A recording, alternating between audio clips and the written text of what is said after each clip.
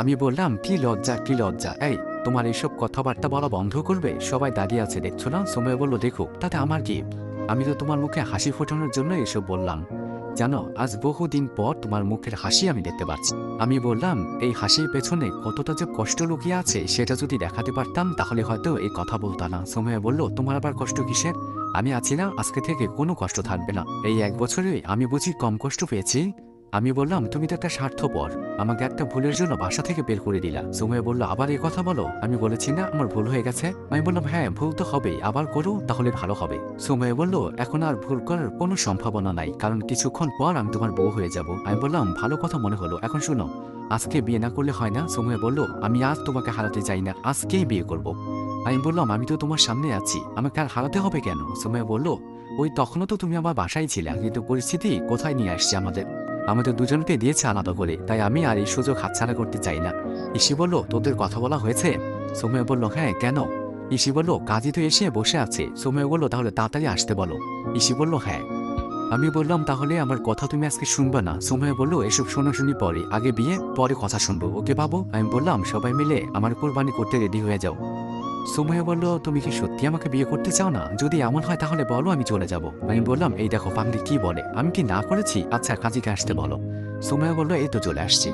সবার মতেই আমাদের বিয়ে হাসপাতালেই হয়ে গেল। আমি বললাম, ডাক্তার আমরা কি এখন বাড়িতে যেতে পারবো? ডাক্তার বলল, এখন তো রাত হয়ে গেছে, সকালে যান, আর এমনিও আপনারা দুজনেই অসুস্থ। আর ডাক্তার সাহেব সবাইকে বলল, আপনারা চলে যেতে পারেন, ওদের কিচ্ছু হবে না। আম্মু বলল, না আমি থাকি। ডাক্তার বলল, সবাই বাড়িতে চলে যান, সকালে এসে ওদের নিয়ে যাবেন।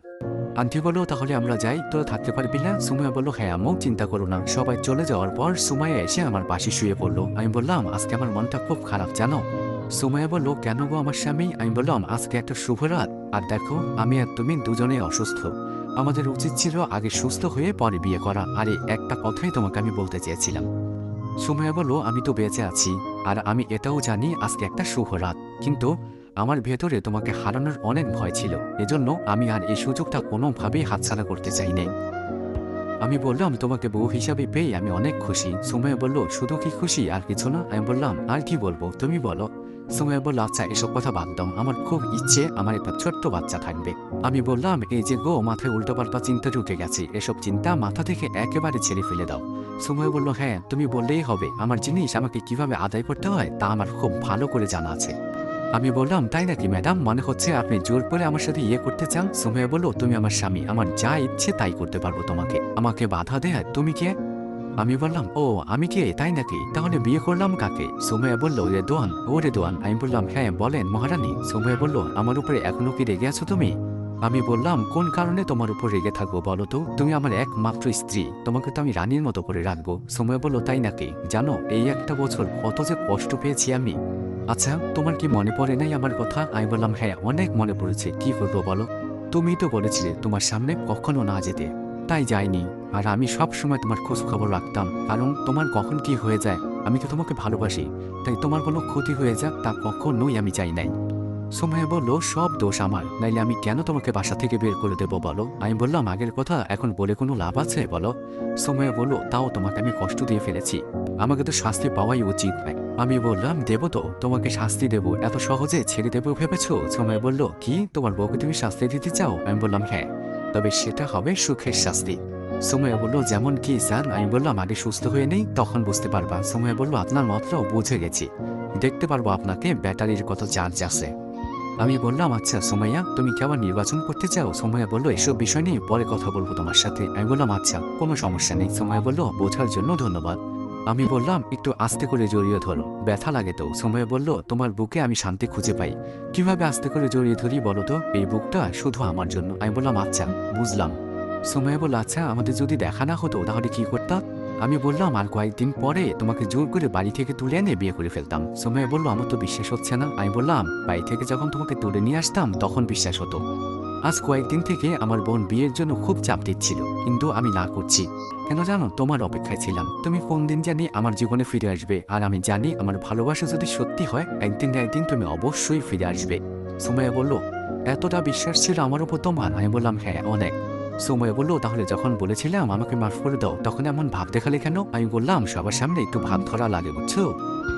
সময় বলল তুমি আগে সুস্থ হও, এর প্রতিটা হিসাব আমি তুলে নেব। আমি বললাম আচ্ছা নিও, এখন অনেক রাত হয়েছে, ঘুমাও, আর কথা বলতে হবে না। সময় বলল তোমার কাছে আমার একটা প্রশ্ন ছিল। আমি বললাম আবার কি? সময় বলল তুমি যদি আমাকে বিয়ে করতে না পারতে, দেখতে যদি আমার অন্য কোথাও বিয়ে হয়ে গেছে, তাহলে তুমি কি করতা? আমি বললাম ওই রাস্তায় যে পাগলগুলো থাকে না, ওদের মতো আমার অবস্থা হয়ে যেত। সময় বলল তোমাকে ছাড়া অন্য কাউকে বিয়ে করব? তুমি ভাবলা কিভাবে? আমি বললাম হ্যাঁ আমি জানি তুমি আমাকে কতটা ভালোবাসো।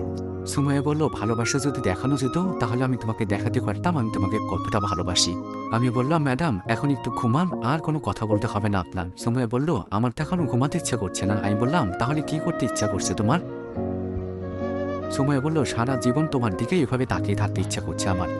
আমি বললাম আমি তো আছি, আমাকে তার কেউ নিয়ে যাবে না, এখন লক্ষ্মী মেয়ের মতন ঘুমিয়ে পড়ো। সুমাইয়া বলল তুমি আমাকে ফেলে রেখে চলে যাবে না তো? আমি বললাম তোমার কি মাথা খারাপ হয়ে গেছে? তুমি আমার বউ, তোমাকে আমি ফেলে রেখে কোথায় যাব? সুমাইয়া বলল তুমিও ঘুমিয়ে পড়ো তাহলে। আমি সুমাইয়ার মাথায় হাত বুলিয়ে দিতে লাগলাম। কিছুক্ষণ পর সুমাইয়া ঘুমিয়ে গেল। হঠাৎ আমার মৃত্যুর কথা মনে পড়ল। মৃত্যুকে কি বলবো এই বিয়ের কথা, নাকি বলবো না? মৃত্যুও তো সুমাইয়ার মতো আমাকে ভালোবাসে। দূর, অযথা এসব চিন্তা করে লাভ নাই, এখন আমার বউ আছে। সুমাইয়ার দিকে তাকিয়ে দেখি কি সুন্দর করে ঘুমিয়ে আছে। চিন্তা করতে করতে মৃত্যুকে কল দিয়েই ফেললাম। অনেক রাত হয়ে গেছে, জানি না ও ফোন রিসিভ করবে কিনা। রিসিভ করেছে। ওপাশ থেকে অজানা একটা কণ্ঠ ভেসে আসলো। কে বলছেন? আমি বললাম এটা তো মৃত্যুর ইমো নাম্বার না? হ্যাঁ মৃত্যুর ইমো নাম্বার, আপনাকে তো চিনলাম না। আমি বললাম আপনি কি বাংলাদেশি যে বাংলা ভাষায় কথা বলছেন? হ্যাঁ আমি ওর বান্ধবী, আর আমার বাড়ি বাংলাদেশে।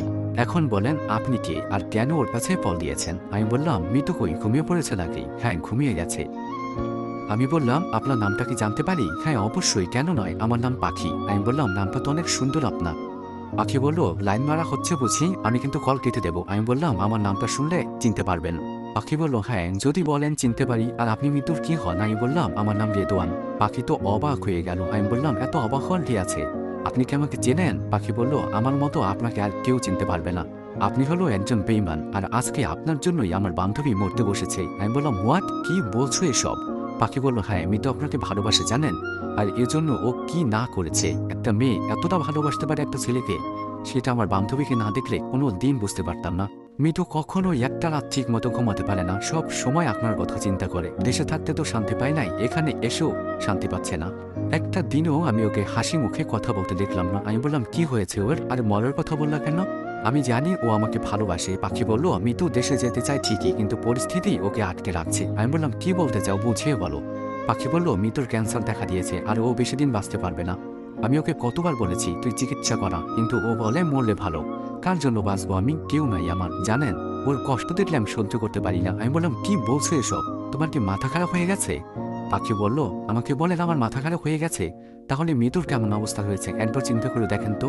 ওর ক্যান্সার ধরা পড়েছে, আর আমি ওকে একদিনও ডাক্তারের কাছে নিয়ে যেতে পারলাম না। আপনি তো খুব সুখে আছেন আমার বান্ধবীকে একা রেখে। আমি বললাম বিশ্বাস করেন আমি জানতাম না যে ওর এই রোগ দেখা দিয়েছে, কিন্তু মৃত্যু আমাকে কখনো এগুলো বলে নাই। ও শুধু একটা কথাই বলে আমি দেশে যেতে চাই না। পাখি বলল মৃত্যু ঠিকই দেশে যেতে চায়, কিন্তু ও বলে আর মাত্র কয়েকদিনের অতিথি, দেশে গিয়ে কি করব?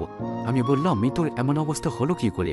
পাখি বলল ও কোনো সময় আপনার চিন্তায় ঠিক মতো খায় না, ঘুমায়ও না, সারা দিন শুধু চিন্তায় মগ্ন থাকতো। ও সব সময় শুধু আপনার সম্পর্কে বলতো জানেন।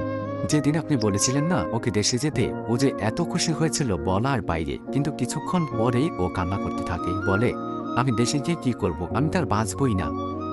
কখন যে পাখির কথা শুনতে শুনতে নিজের চোখ দিয়ে পানি চলে আসলেও বুঝতেই পারলাম না। আমি বললাম এই কথা কি মৃত্যু কাউকে বলে নাই? পাখি বলল না, ওর বাবা মা কেউ না, খুব কষ্ট হয় জানেন মৃত্যুর কথা চিন্তা করলে। আমি বললাম তুমি ওকে জোর করে ডাক্তারের কাছে নিয়ে যেতে পারো না? পাখি বলল অনেক চেষ্টা করেছি, কিন্তু কোনোভাবেই ও যেতে রাজি না। তবে ডাক্তারের কাছে ওর রিপোর্টগুলো নিয়ে গিয়েছিলাম, ওনারা দেখে বলেছে যদি এই রোগের চিকিৎসা হয় তাহলে বাঁচতেও পারে। আমি বললাম আজকে সব দোষ আমার, জানো আমার জন্য সব কিছু হলো, মরে যাওয়া তো আমার উচিত, আমার কপালে কেন এমন লেখা ছিল বলতে পারো? পাখি বলল আমি জানি না মৃত্যুকে আপনি ভালোবাসেন কিনা, তবে এটা বলতে পারি আপনি যদি আবার ওর জীবনে আসেন তাহলে হয়তো ওকে বাঁচানো সম্ভব। আমি বললাম মৃত্যু তো দেশেই আসতে চায় না। পাখি বলল ও কখনো আর দেশে যাবে না, যদি পারেন আপনি একটু এখানে আসুন। আমি বললাম খুব টেনশনে আছি জানো, কিভাবে কি করব, আমাকে এই খবরটা আগে দিতা, এখন মাথায় কিছুই ঢুকছে না আমার। পাখি বলল মৃত্যুর ভালোবাসা কখন আপনি নিজ চোখে দেখেছেন? আমি দেখেছি, একটা মেয়ে যখন একা থাকে তখন কেমন করে কান্না করে আপনার জন্য, ওর ভেতরটা আগুনের মতো পড়ে ছারখার হয়ে গেছে। আমি অনেক চেষ্টা করেছি বাঁচাতে, কিন্তু ও আমার কোনো কথাই শুনতে চায় না। আমি বললাম যতটুকু সম্ভব ওকে দেখে রেখো, আমি দেখছি কি করা যায়। পাখি বলল আপনার কাছে আমার একটাই অনুরোধ, মিঠুকে আপনি বাঁচান প্লিজ, আপনি ছাড়া ও কারো কথা শুনবে না।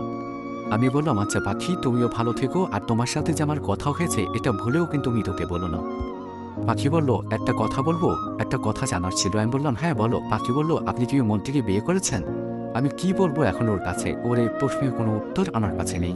তবে এর আগে একবার মিথ্যা কথা বলে অনেক শাস্তি পেয়েছি, আজ আর মিথ্যা কথা বলবো না, সব সত্যি বলবো, যা হওয়ার হবে। আমি বললাম হ্যাঁ আজকে রাতে আমাদের বিয়ে হয়েছে। পাখি বলল দোয়া করি আপনারা সুখে থাকুন, তবে আমি বলবো না আপনি মিতুকে বিয়ে করুন, শুধু এতটুকুই বলবো মিতুকে বাঁচান, আর এখন বাঁচা মরা আপনার হাত। আমি বললাম আমাকে যদি ও একটা বারই কথা বলতো তাহলে আর আমি আজকে বিয়ে করতাম না, সরাসরি তোমাদের কাছে চলে আসতাম, কিন্তু ও তো আমাকে কথা বলেই নাই। পাখি বলল যখন মানুষকে কষ্ট ঘিরে ধরে তখন যাবার কোনো রাস্তা থাকে না, কেউ সুখের পথ দেখিয়ে দেয় না, সবাই শুধু কষ্টের পথ দেখিয়ে দেয়। মনে করবেন না আমি আপনাকে কিছু বলবো, যদি সম্ভব হয় একটু আমার কথাটা চিন্তা করে দেখবেন, বলে ফোন রেখে দিল। আমার মাথাটা ঘুরছে পাখির কথা শুনে, মিতু এটা কি করলো, এখন আমি বা কি করব, আমার মাথায় তো কোনো কিছুই ঢুকছে না। একেও তো আমি ভালোবাসি, কিন্তু কি করব এখন, আর বিশেষ করে আমার বউ আছে, সব কিছু ওর কাছে অনুমতি নিয়ে করতে হবে। আচ্ছা এখন পরে চিন্তা করবে এসব, এখন ঘুমিয়ে পড়ি, অনেক রাত হয়ে গেছে, কিন্তু কিছুতেই আমার ঘুম আসছে না, শুধু চোখ দিয়ে পানি পড়ছে। আমি আবার কোনো অপরাধ করছি না তো মিতুর সাথে? তো আমাকে এত ভালোবাসে, ভালোবাসা তো দোষের কিছু না, কি করব আমি? দুই সাগরের মাঝে ডুবে আছি, কোনো পারে উঠতে পারছি না। এসব চিন্তা করতে করতে কখন যে ঘুমিয়ে গেলাম বলতে পারি না। সকালে সুমাইয়ের ডাকে ঘুম ভাঙলো। সুমাইয়া বলল তাহলে স্যারের ঘুম ভাঙলো? আমি বললাম হ্যাঁ, তবে ভালো করে ঘুমাতে পারলাম কই, তুমি তো এর আগেই ডেকে তুললাম।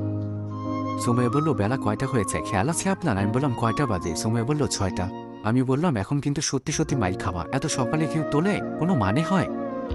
সুমাইয়া বলল এই তোমার চোখগুলো এমন লাল হয়ে আছে কেন? এই রে এখন কি বলবো, মৃত্যুর কথা তো আর বলা যাবে না।